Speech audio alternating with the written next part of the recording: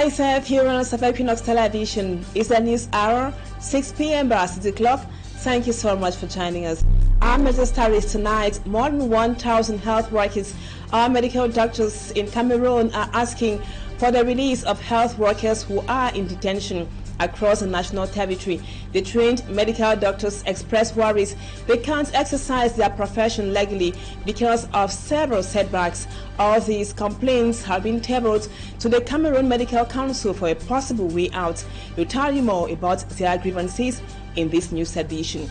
And out of Cameroon, over 20 journalists have died on the field while covering the Israeli-Palestine war. The number is a call for concern to journalist associations across the national territory and also across the globe who think journalists must be protected in war zones.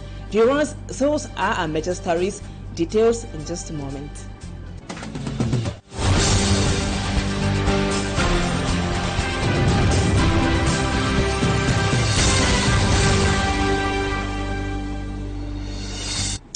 Welcome back, viewers. Thank you so much for your confidence.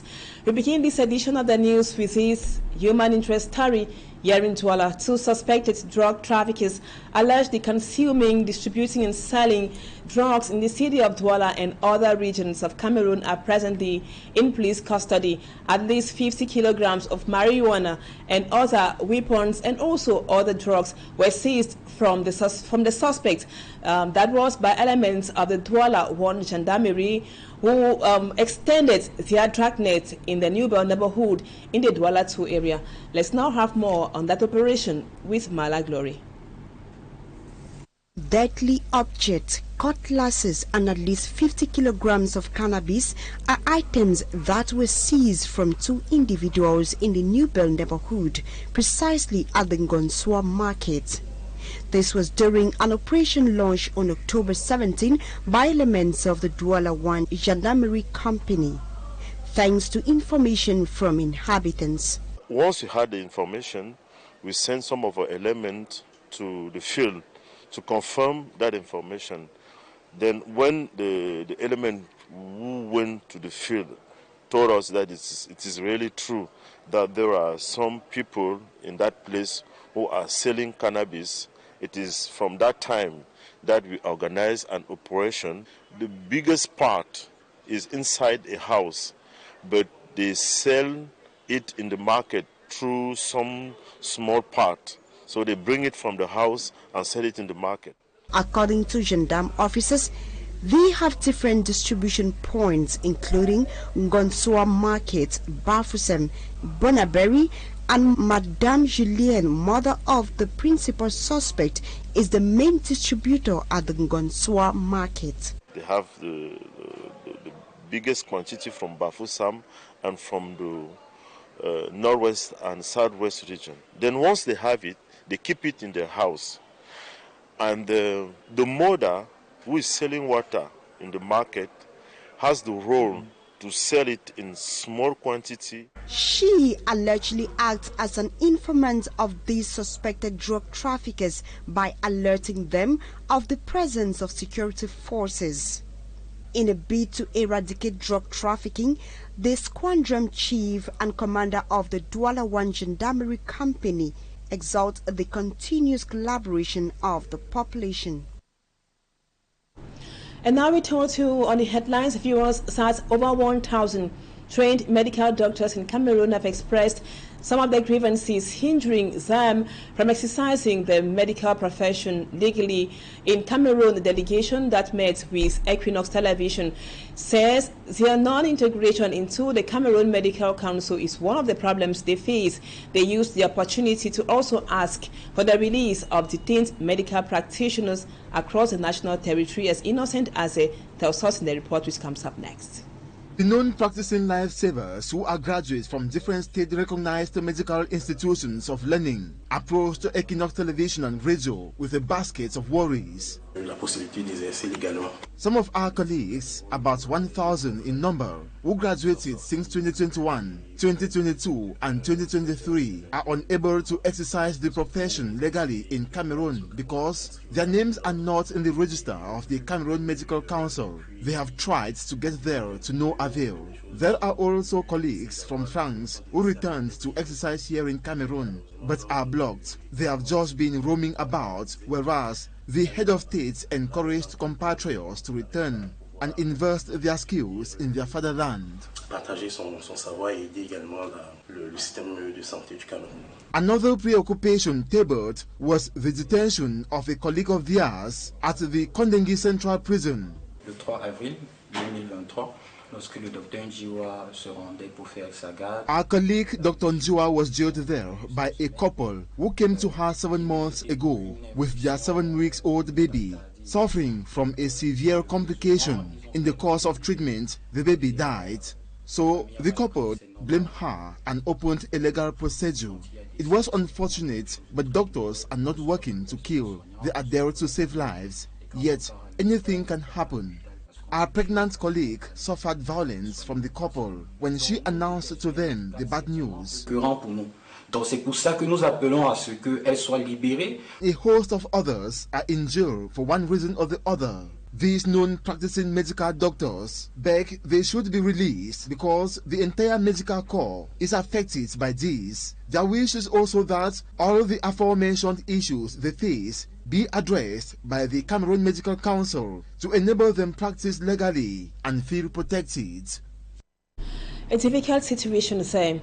Now, one of the young trained medical doctors, Dr. Lekealem, says the situation in Boya in the southwest region is really complicated because graduates from the 2021 academic year have not been handed over their certificates yet to apply for membership into the Medical Council and also for scholarships. Let's listen to him in the following excerpt. Concerning the former students of the University of Boya, especially 2022, that ended in July 2022, currently we don't have our certificates, even though majority of us have fulfilled the requirements that permit us to obtain these certificates, reason why we have attestations of results and attestations of completion of studies. However, you bear with me that this is not enough to be able to apply for scholarships in other countries or apply for other opportunities. And it's also important to remind that with the attestation of completion of studies, at first we were not able to apply for the Medical Council. Some rumors say we can do that, but without our certificates, I think we are still very blocked, and that is concerning the whole promotion. And majority of us are, if we can say it, are illegally practicing medicine as of now. If we have any message today to pass to the authorities is to see the means that they have to do everything in their powers to make us have these degrees, because we can say that we are blocked and we have nowhere to go to. Meantime, students of the PK DSET campus of the University of Douala complain they are not secured studying on that campus. The students say the campus has been covered by grass and the building is already dilapidating. Smart Jikankibe now presents to us the state of the PK DSET campus of the University of Douala in the report which comes up next. From a distance, one will think it's an abandoned building that has been attacked by grass. But this is the nature of the PK 17 campus of the University of Douala. The Temple of Knowledge is now the resting place for grass, as even footpaths have been covered by the green herbs, making the students to be afraid of being attacked by harmful reptiles. We don't know what's hiding within it, because snakes could come out and bite us, since we usually sit around here. We are really inside the bush, mosquitoes everywhere. The building has been engulfed by grass. The PECA 17 campus of the University of Douala has a negative record of female students being raped and attacked with their belongings taken away from them because of the butchy nature of the campus. As a result, many prefer not to come to school too early. I'm always afraid people could hide within the grass and do anything to us, because before there have been several rape cases here. We are not secured, but we have no choice to study here. The dream of many students when they leave the college milieu to the university is to see a different setting, but coming to the PECA 17 campus of the University of Douala to some is a taboo. When I thought of studying in the university, I saw a very luxurious environment where we are well seated, breathe good air, but to my greatest disappointment, on day one, we were more than 2,000 students in one class, sitting tight, and even the building is disgusting. No air conditioners. Students are now calling on the Minister of Higher Education and authorities of the University of Douala to improve on the situation of the PECA 17 campus. And now we stay in that area for 7 months now. The inhabitants of PECA Lisette down to PECA Bendeun are complaining about the dirty nature of that neighborhood. The company in charge of cleaning the city of Douala blame this poor state of the road for the dirty streets in that area. Let's now have more once again with Smart Njikan Gabriel. Inhabitants of PECA 17 and 21 are in dire need of breathing fresh air. This is so because for several months, refuse dropped by the roadside haven't been treated by the company in charge of carrying dirt. The situation has caused people living within PECA 17 and 21 areas to be uncomfortable. We suffer a lot here with refuge and the bad roads. We have a lot of problem going on here with the road at PECA Veng. Too much. The problems are just too much. Look at everywhere. Refuge is just too much. As a result of the abandoned heaps of dirt, these inhabitants have become regular clients to hospital facilities within the zone. Too much mosquitoes, the children suffer of malaria, different diseases. It's just too much. We suffer a lot.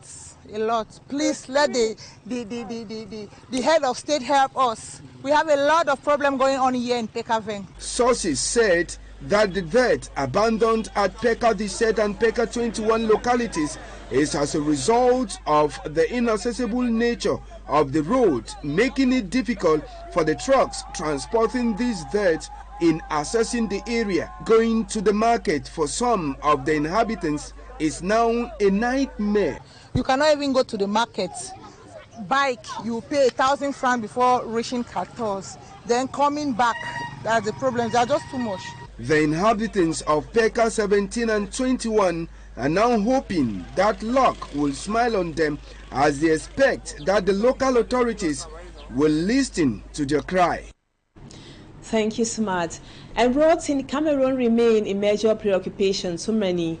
This time it is the Kekem Mbuebo stretch of road which links other villages in the Aucun division of the West region of Cameroon. The deplorable state of the road for over 15 years now has been a stumbling block to the local inhabitants and road users who have been struggling on their own to rehabilitate that stretch. Our reporter Lucy Liengu Esie has the details. Struggling to get his bike out of a pool.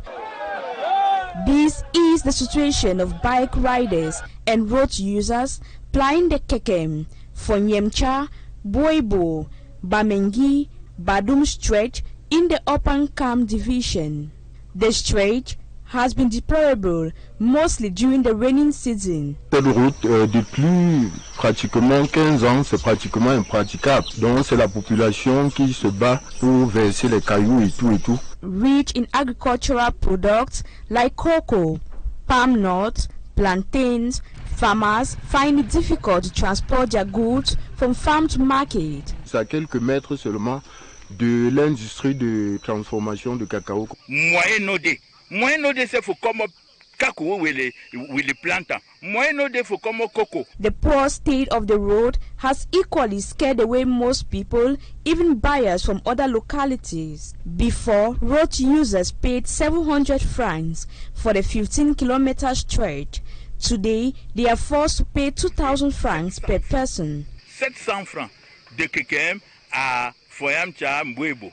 De nos jours, elle est passée à 2000 francs par personne. To bring life to these localities, the Development Committee of Foyamcha, with the support of traditional rulers, administrative authorities, accompanied by security forces, and over 600 youths mobilized to rehabilitate the stretch. Every Thursday in Opankam Division, we the authorities will leave our offices to ensure that everywhere is clean. The initiative was for our youth to come out massively to see into the creation of drainage systems. The works carried out on this stretch, according to the locals, is temporal. They expect the government to properly tar the road. Meanwhile, farmers in the Nyong and Ekele division of the Central Region expressed frustration also over the fact that their farm products often rot in the farms due to the poor state of farm-to-market roads in that area. And according to them, their living conditions or standards will continue to reduce or deteriorate if their roads are not rehabilitated. Immaculate Fogwe has the details.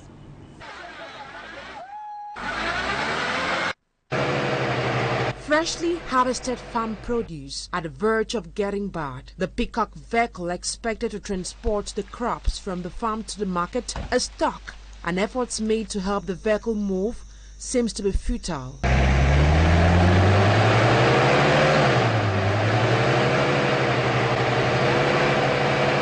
We are in Mesondo, a locality in the Nyong and Kele Division, Central Region. Just like Mesondo, so many other areas like Makak and Ezeka are faced with the same problem of deplorable roads. Due to this problem, many farmers have incurred enormous losses, thereby affecting their living conditions. Accessing one of the bridges in Mesondo was another major problem, given that the wood has been deteriorating with time. Another major problem faced by farmers is their inability to transform their farm produce in such a way that can help them double their income. Aware of the different challenges faced by farmers, some efforts are currently being made to equip them with transformation skills. We want to support the farmers by teaching them transformation skills that can increase their income. We chose cassava because it is highly consumed here. According to farmers in the Nyong and Kele division, the only way to remove them out of troubled waters is by making their farm-to-market roads motorable. And now we take you out of our national frontiers. In Israel, the Israel-Palestine war has cost the lives of at least 20 journalists so far. And the Hamas Health Ministry announced that over 7,000 people have been killed since the war began. Let's now have more on our foreign page roundup with Cedric Chakutu. In the Israeli-Palestinian fight, the Hamas Health Ministry announced this Thursday that 7,028 people, including 2,913 children, have been killed since Israeli bombardment of Gaza Strip. On its 20th day, the war between Israel and the Palestinian Islamist movement is the deadliest since Israel's unilateral withdrawal from this small Palestinian territory in 2005, 2 years before Hamas took power. Early on Wednesday, French President Emmanuel Macron met Egyptian President Abdel Fattah al-Sisi in Cairo. The president announced the dispatch within 48 hours of a military ship to support hospitals in Gaza. A plane will also deliver medical equipment to Egypt. Alongside French counterpart Emmanuel Macron, Egyptian President Abdel Fattah al-Sisi called on Israel to avoid a land invasion of Gaza because it will cause a large number of civilian victims. It should be noted, over 20 journalists have died since the war began in 1992. Elsewhere in Niger, the Human Rights Watch and Amnesty International have called for the immediate release of those detained arbitrarily in Niger by the military regime that emerged from the July 26th coup d'etat. According to Hilaria Alegozi, Human Rights Watch researcher, the military regime must ensure respect for human rights and guarantee freedom of the press. Moreover, Amnesty International and Human Rights Watch consider their detention to be arbitrary because they are politically motivated. Again, they also claim that the authorities have threatened, harassed, intimidated, and arbitrarily arrested journalists, young people, and alleged political opponents. And viewers, that does it for the first part of the news. Thank you for being there. Bedouin School Talking Points comes up next.